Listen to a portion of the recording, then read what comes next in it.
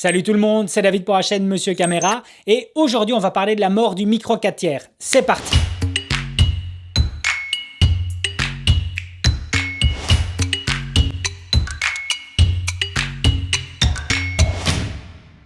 Alors oui, c'est un titre putaclic car je voulais vous parler de ce sujet et être certain que vous regardiez cette vidéo. Je sais pas pour vous, mais quand je vois passer l'actualité du micro 4 tiers, j'ai l'impression que si ce format était coté en bourse, il serait encore bien plus volatile que le Bitcoin. Une semaine, on voit des chaînes comme celle de Tony et Chelsea avec plus d'1,5 million d'abonnés qui nous annoncent que le micro 4 tiers est un format mort. La semaine d'après, on voit passer des rumeurs de brevets d'optique Canon en micro 4 tiers et c'est de nouveau l'engouement total sur ce format. Une semaine plus tard, Blackmagic sort une Pocket 6K en capteur Super 35 et tout le monde recommence à dire que le micro 4 tiers est mort. Après, Sharp doit encore lancer sa caméra 8K qui est embarquée d'un capteur micro 4 tiers. Et Panasonic lance leur gamme plein format avec entre autres le S1H fraîchement annoncé. Bref, un bordel et un foin complètement aberrant sur ce sujet. Alors, dans l'absolu, je m'en fous un peu, car je me fais ma propre petite idée sur le sujet. Par contre, ce qui m'ennuie, c'est quand je lis des messages que certains d'entre vous m'envoient sur Instagram. J'en vois certains se torturer l'esprit car c'est bon. Dans leur tête, ils acceptent de sortir leur carte de crédit pour acheter un GH4, un GH5 ou un GH5S, voire même une Pocket 4K, mais par contre, ils se retrouvent totalement perdus et sceptiques sur les objectifs à acheter car ils ont peur de faire une mauvaise dépense sur du matos qu'ils auront énormément de mal à revendre ou ne pourront plus utiliser dans le cas d'un passage sur un autre format de capteur.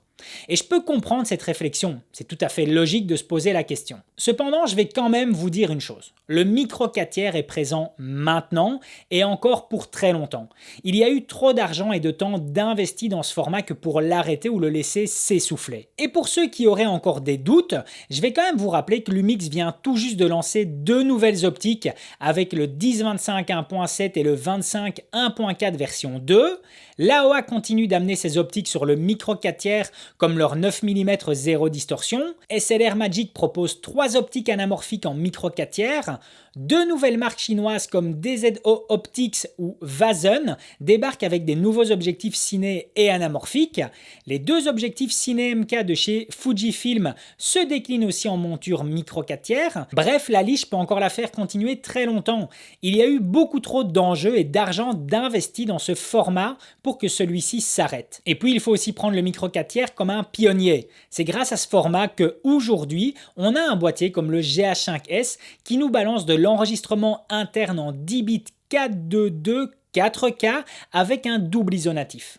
Alors c'est certain qu'il s'agit d'arguments pour le domaine de la vidéo, mais pour la photo, et quand je vois les évolutions d'aujourd'hui, comme avec des boîtiers comme le Sony A7R4 qui embarque 61 millions de pixels sur du plein format, rien ne serait impossible à voir débarquer un futur GH6 avec 26 millions de pixels par exemple. Ça fait maintenant plus d'1 an que je shoote en micro 4 tiers alors que je venais du plein format avec mon Sony A7S II, eh bien croyez-moi je ne regrette rien du tout. Et je vais même vous dire, car c'est en partie grâce à vous qui regardez mes vidéos, que j'ai l'opportunité de tester de plus en plus de matos et donc de formats de capteurs, que ce soit sur de l'APS-C, du micro 4 tiers, du plein format, voire même du moyen format, je me rends compte que la taille du capteur ne rentre au final plus dans mes critères et encore moins dans ma créativité ou rentabilité.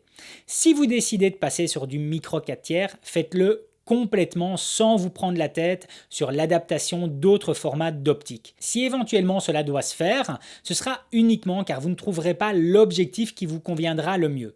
Et là, je vous demande de me mettre en commentaire l'objectif qui, selon vous, n'est pas présent en monture micro 4 tiers parmi tous ceux disponibles sur toutes les marques confondues et que vous voudriez voir apparaître car il est déjà présent dans d'autres formats. Vous allez voir que l'exercice est assez compliqué. Pour moi, le meilleur exemple à citer, car c'est un des plus courants que je rencontre sur le terrain, ce sera avec les personnes choisissant d'acheter l'objectif Canon 70-200 avec bague d'adaptation au lieu du 35-100 présent en monture 4 tiers. En dehors du coût supplémentaire ainsi que l'espace supplémentaire que cela va vous prendre, c'est aussi la perte de la tropicalisation que vous allez avoir. Et je trouve ça idiot de devoir vous mettre à l'abri en cas de pluie alors que votre boîtier ainsi que l'objectif est tropicalisé mais pas votre bague d'adaptation. Sincèrement, arrêtez de vous prendre la tête sur ce format, le micro 4 tiers est gravé dans le marbre et il n'est pas prêt de bouger. Quand je vois, moi y compris, le nombre de personnes adorant leur GH4, GH5 ou GH5S, c'est sans aucun doute que ceux-ci se dirigeront à nouveau vers le futur GH6. On n'a aucune info dessus, mais on sait d'avance qu'on va encore en avoir plein la vue et largement pour notre argent. Je ne vais pas vous prendre plus de temps sur le sujet car je pense avoir fait le tour de tout ce que je voulais vous dire et je crois que mon message est assez clair.